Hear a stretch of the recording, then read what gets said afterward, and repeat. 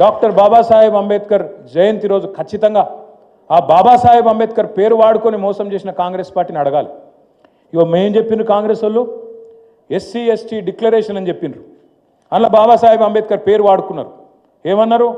కేసీఆర్ 10 లక్షలు ఇస్తుండు దళిత బంధని, మేము 12 లక్షలు ఇస్తాం అని చెప్పి మల్లికార్జున్ ఖార్గే సాబ్తో చెప్పించారు. చిన్న చితక వ్యక్తి కాదు, all India Congress committee president, భారత జాతీయ కాంగ్రెస్ అధ్యక్షుడు మల్లికార్జున్ ఖార్గే సాబు చేవెళ్ళకొచ్చి ఎస్సీ ఎస్టీ డిక్లరేషన్ రిలీజ్ చేసి 12 లక్షలు ఇస్తామని చెప్పిండు. నేను అడుగుతున్నా రేవంత్ రెడ్డి గారిని, 2 బడ్జెట్లు పెట్టినావు అంటే 40% టైం అడిచిపోయింది, ఇంకెప్పుడు పెడతావు అంబేద్కర్ అభయ హస్తం? ఎప్పుడు ఇస్తావు 12 లక్షలు? 12 లక్షలు కాదు కదా, నాకైతే తెలుసు, మీకు కూడా తెలుసు, రాష్ట్రంలో ఉన్న దళితులందరికీ అర్థమైపోయింది, 12 రూపాయలు కూడా ఏడు వీడు పచ్చి దొంగ. ఇంకొక మాట, 6 లక్షలు ఇస్తా అని చెప్పిండు. 5 లక్షలు కాదు, డబుల్ బెడ్రూము 6 లక్షలు ఇస్తా నేను, మిగతా వాళ్ళకి 5 లక్షలు ఇస్తా, ఎస్సీ ఎస్టీలకు 6 లక్షలు ఇస్తా అని చెప్పిండు. మరి నేను అడుగుతున్నా ఇవాళ డాక్టర్ బాబాసాహెబ్ జయంతి సందర్భంగా, ఏమైంది నీ 6 లక్షల మాట? ఎక్కడ పోయింది? ఖార్గే గారు ఎక్కడున్నారు? రాహుల్ గాంధీ ఎక్కడున్నాడు? మీరు చెప్పిన కథలేమాయే ఎస్సీ ఎస్టీ డిక్లరేషన్ ఇంకా చాలా చెప్పిర్రు. నేను 2 అడుగుతున్నా. ఏమన్నారు ఆ రోజు? అసైన్డ్ భూముల పునరుద్ధరణ, సమాన హక్కులు, పట్టాలు ఇస్తామన్నారు అసైన్డ్ భూములకు. మరి ఇలా భూభారతో ఏదో మొదలుపెట్టిర్రు. ఇస్తావా? అసైన్డ్ భూములకు నువ్వు చెప్పినట్టు పట్టాలు ఇస్తావా లేదా చెప్పాలి రేవంత్ రెడ్డి అని నేను డిమాండ్ చేస్తా ఉన్నా. అట్లాగే మీరు చెప్పినారు ప్రత్యేక రిజర్వేషన్లు కల్పిస్తామని చెప్పారు.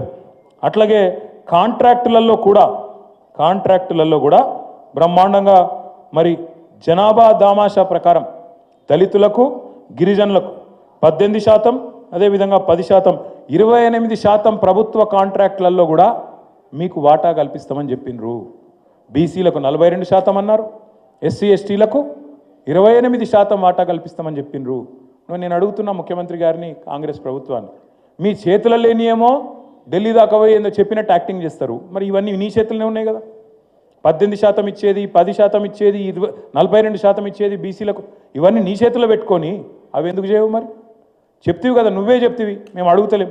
ఇంకొక పెద్ద మాట చెప్పిండు, అంబేద్కర్ గారు నమ్మింది, బలంగా విశ్వసించింది, అల్టిమేట్గా ఈ దేశం మంచిగా ఉండాలి అంటే అందరూ బాగుండాలి, అన్ని కులాలు అన్ని మతాలు బాగుండాలి, సమసమాజం రావాలి, కులము మతం అనే పిచ్చిలేని సమాజం రావాలని కోరుకున్నాడు ఆయన. అందుకే ఆయన నమ్మింది బలంగా విద్యను. ఆయన కానీ జ్యోతిబా ఫూలే కానీ సావిత్రిబాయి ఫూలే కానీ బలంగా నమ్మింది విద్యను.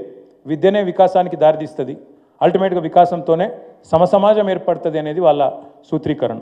మరి మీరు చెప్పినారు విద్యా జ్యోతుల పథకం అని చెప్పింది వీళ్ళు కాంగ్రెస్ వాళ్ళు. ఎస్సీ ఎస్టీ డిక్లరేషన్లో 10వ తరగతి పాస్ అయితే 10,000, ఇంటర్మీడియట్ పాస్ అయితే 15,000, గ్రాడ్యుయేషన్ పూర్తి చేస్తే 25,000, పీజీ చేస్తే 1,00,000, ఎంఫిల్ పిహెచ్డీ చేస్తే 5 లక్షలు. ఒక్కలకాన్ని ఇచ్చిరా? 2 ఏళ్ళ. ఇవాళ డాక్టర్ బాబాసాహెబ్ జయంతి తరపున నేను అడుగుతా ఉన్నా, జయంతి రోజు అడుగుతా ఉన్నా, ఎస్సీ ఎస్టీ డిక్లరేషన్ ఒక్కటి అమలైందా? ఇలా కనీసం 0.1% అమలు చేస్తేవా? అందుకే ఖార్గే గారు మీరు చెప్పాలి సమాధానం. ఇక్కడ ఉన్న రేవంత్ రెడ్డి అంటే చిల్లరగాడు, ఆయన చేయడు, మాకు తెలుసు, ప్రజలకు అర్థమైపోయింది. కానీ ఖార్గే గారు చెప్పాలి, ఆల్ ఇండియా కాంగ్రెస్ కమిటీ అధ్యక్షుడు, ఎస్సీ ఎస్టీ డిక్లరేషన్ కోసం ఆనాడు మీరు వచ్చి చెప్తే ఇక్కడ దళిత జాతి నమ్మింది, మీరు వచ్చి చెప్పితే ఇక్కడ గిరిజనులు నమ్మినరు, మీకు నమ్మి ఓటేసి ఇలా అధికారం ఇచ్చిండ్రు. రేవంత్ రెడ్డి లాంటి వాడు చెప్తే నమ్మలే. అందుకే మిమ్మల్ని పిలిపించుకున్నాడు. బీసీ డిక్లరేషన్కి సిద్ధరామయ్య గారిని, ఎస్సీ ఎస్టీ డిక్లరేషన్కి ఖార్గే గారిని, రైతు డిక్లరేషన్కి రాహుల్ గాంధీ గారిని, యూత్ డిక్లరేషన్కి ప్రియాంక గాంధీ గారిని, మొత్తం మేనిఫెస్టోకు సోనియా గాంధీ గారిని, ఉన్న కాంగ్రెస్ నాయకులందరినీ ఢిల్లీకి వెళ్ళి దించి వీళ్ళు చెప్తే నమ్మతలేరు, లోకల్ వాళ్ళు వీళ్ళు బట్టెబాజుగాళ్ళని తెలుసు కాబట్టి పెద్ద పెద్ద వాళ్ళని పిలిచిగో ఇట్లాంటి విడుదల చేశారు. ఇవాళ మనం ఆలోచించాల్సింది, మనం అర్థం చేసుకోవాల్సింది, ఇన్ని రకాల మోసం చేసి గద్దెనెక్కితే బాబాసాహెబ్ అన్ని పెట్టిండు అంబేద్కర్ గారు, ఒక్కటి మర్చిపోయిండు. ఇది నేను తప్పుగా అర్థం చేసుకోవద్దు. ఇట్లాంటి లంగలు దొంగలు ఓటేసి రాజ్యంలోకి వచ్చినాక, అధికారంలోకి వచ్చిన తర్వాత వీళ్ళని ఎట్లా దించాలనేది మాత్రం మర్చిపోయింది సార్. ఎందుకంటే గింత దొంగలు ఉంటారని తెలియదు ఆయన. మమ్మల్ని అడుగుతున్నారు, నేను ఉత్తగా చెప్తలేను, నేనేదో బాధతో అని చెప్తలేను.